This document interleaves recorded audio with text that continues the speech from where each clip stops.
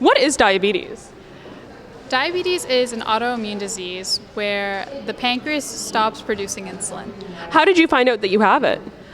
I was actually on vacation with my family. We were on a road trip to the east coast of Canada, and as we were going, I started to drink a lot more water, started going to the bathroom a lot, and then my mom noticed I started to lose a lot of weight, so she wanted me to at least get a checkup. So when we're in this tiny little village, Digby, Nova Scotia, I go to the clinic, and they said they hadn't had this case in over 30 years, so I got airlifted to Halifax, and that is where I was diagnosed. How old were you when all this happened?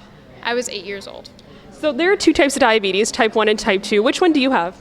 I have type 1 diabetes, and the difference between the two, type 1 is when there's no insulin being produced, the beta cells just shut down, and type 2 is when there's not enough insulin being produced or your body just can't absorb it. How do you monitor your blood sugar levels?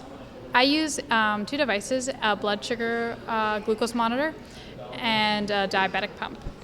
What happens if your blood sugar gets too high or too low? It's not a good thing on either end. If I go too low, I get to have extreme tiredness, trembling, perspiration. If I'm too high, I'm also lethargic, and I get a bit of an attitude sometimes, depending. And I have this bad taste in my mouth when that happens. But yeah. What are some of the ways that your life has changed since you found out that you have diabetes? Well, when I was diagnosed at 8, it's kind of, as a kid, you have to grow up faster than the rest of the other kids in your class.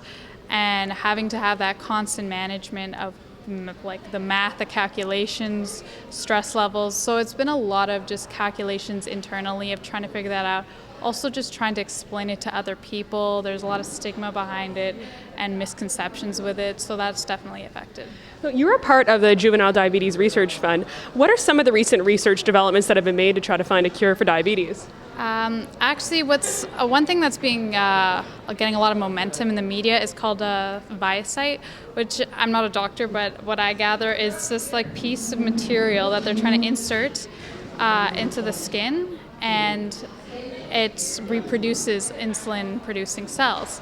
There's like a documentary starting to be made on it, and what's really great for this trial, for this research, is that it's actually going to human trial, which is a big step in research. Wow. There are a lot of people out there at home that just found out that they have diabetes, or especially like younger children that are going through the same situation that you did. What are any words of encouragement that you have for those kids? Yes, it'll definitely be a lot to manage, but Olympians, Nick Jonas has type 1 diabetes. It's possible, and it honestly will make you stronger. Thank you very much for talking to us today, Serena. Thank you.